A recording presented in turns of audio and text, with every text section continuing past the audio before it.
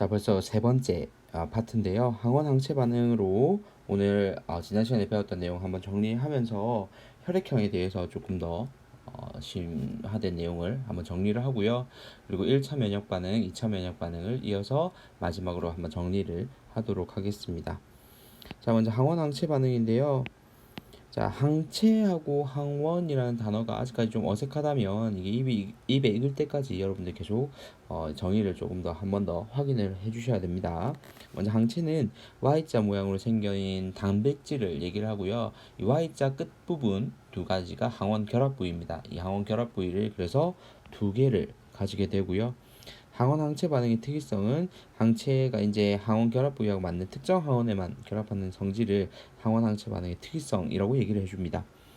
항원과 항체가 이제 연쇄적으로 결합을 하게 되면 얘들이 덩어리가 되겠죠. 큰 덩어리가 되면서 바다에 가라앉거나 그리고 또 식균 작용으로 먹어치우기가 쉬워지기 때문에 우리가 이 면역 반응에서 항원 항체 반응이 굉장히 중요해지는데 이 원리를 혈액형을 검증할 때도 사용을 할 수가 있다는 겁니다. 그래서 혈액의 응집 반응으로 해서 우리가 확인할 수 있는데 적혈구 세포막에 항원으로 작용하는 응집원이 있고요.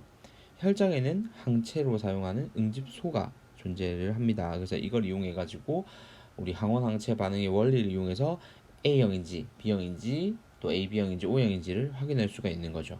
그래서 기본적인 원리를 항원 항체 반응으로 사용한다는 거 기억해 두고요. 그러면 하나씩 확인해 볼게요. AB 그리고 AB형 그리고 O형 각각 응집원과 응집소를 어떻게 가지는지 확인해 볼 건데 응집원은 혈액형 우리가 부르는 혈액형 그대로를 여러분들이 기억하면 됩니다. 그래서 응집원 A형에서 응집원은 A이고요. B형은 B 그리고 AB형은 A와 B. O형은 없죠. 자, 그러면 응집소는 이와 반대로 생각을 하면 돼요. 그래서 A형은 베타, B형은 알파, AB형은 없고요. 그리고 O형은 알파와 베타를 둘 다 가집니다. 자, 그래서 혈액형 판정을 할 건데 우리가 항 A 혈청과 항 B 혈청이라는 용액을 쓸 거예요. 이때 항 A 혈청은 응집소 알파가 들어있고요. 항 B 혈청에는 응집소 베타가 들어있어요. 그래서 항 A라는 얘기는 A랑 반대된다는 얘기잖아요. 그래서 A를 응집시켜 버리니까 알파가 들어가 있고요. 그리고 항 B 혈청은 B형과 결합을 해야 되니까 항 응집소 베타가 들어가 있습니다. 자, 그리고 RH식 혈액형이라는 것도 들어봤을 거예요. RH 플러스, RH 마이너스 이런 식으로 들어봤을 건데 이 RH 같은 경우에는 붉은 털 원숭이를 이용해서 한 실험에서 나온 혈액형 방식이에요. 그래서 레드 헤어에서 따온 RH고요. 응집원과 응집소부터 한번 정리를 해보도록 할게요. RH식 혈액형의 응집원을 한번 정리를 해보면 RH 플러스 같은 경우에는 응집원을 가지고 있습니다. 그렇다면 응집소는 당연히 없어야 되겠죠. 왜냐하면 자기 혈액 안에서 응집이 일어나 버리면 안 되니까. 그래서 없습니다. 자, 그리고 RH-형은 당연히 응집원이 없겠죠. 자, 대신에 RH 응집소가 이 RH 응집원이 들어오게 되면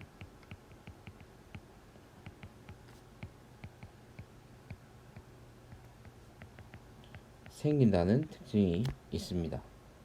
자, 혈액형을 판정을 할 때는 RH 혈청에 이 RH 응집소가 존재를 해요. 그래서 응집 반응이 일어나면 응집소랑 응집원이랑 결합했다는 얘기죠. 그래서 RH 플러스형이고요.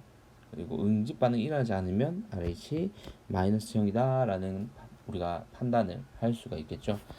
대부분 RH 플러스형이 나올 거예요. 하지만 희귀 혈액형들 같은 경우에 RH 마이너스도 생각보다 많습니다. 자, 그런 다음 1차 면역 반응과 2차 면역 반응 한번 넘어가 볼게요. 1차 면역 반응과 2차 면역 반응을 이제 먼저 구분해 보면 1차 면역 같은 경우에는 우리 몸에 이제 항원이 처음 침입한 이후에 B림프가 활성화돼서 형질세포하고 그리고 기억세포로 분화되고 형질세포가 항체를 형성하는 이 반응 자체를 우리가 1차 면역이라고 해요. 그래서 인식이라던가 활성화 이 각각 단계에서 시간이 꽤 걸린다는 특징이 있고요. 2차 면역 반응 같은 경우에는 1차 면역 반응 이후에 남아있던 기억 세포가 동일한 항원이 재침입했을 때는 빠르게 증식하고 분화해가지고 만들어진 형질 세포를 이용해가지고 상당히 많은 양의 항체를 빠른 시간 내에 생성을 할 수 있다는 장점이 있죠. 그래서 1차 면역 반응보다 더 빠르게 많은 양의 항체를 생성할 수 있기 때문에 항원을 효과적으로 1차 면역 반응보다는 좀 더 효과적으로 제거할 수 있다는 게 2차 면역입니다. 그렇지만 1차 면역이 일어나지 않고 바로 2차 면역이 일어날 수 없기 때문에 이 효과적이라는 것도 역시나 재침입에 한해서만 반응이 일어나는 거겠죠.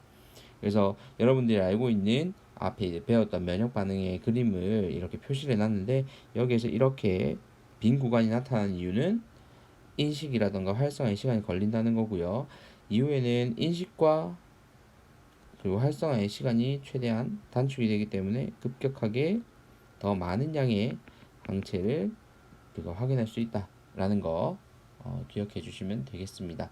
그래서 그래프를 볼 때도 1차 침입, 2차 침입에 따라서 이 동일한 항원이 침입할 때 1차 면역과 2차 면역이 어떻게 일어나는지 특징적으로 좀 설명할 수 있으면 될 것 같습니다. 자, 그러면 이 원리를 어디에 이용을 하느냐를 정리를 하면서 일단 개념 설명을 마무리 짓도록 할게요. 자, 이 원리를 이용한 것이 바로 백신인데요.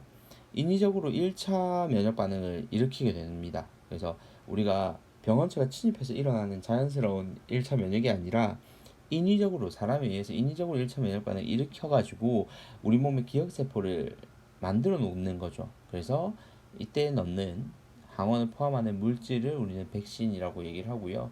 병원성 자체를 제거했거나 아니면 병원성 자체를 아주 약화시킨 병원체 등을 사용을 하는 편입니다. 그래서 이 원리를 이용한다라는 것만 잘 기억해 두시면 될 것 같고요.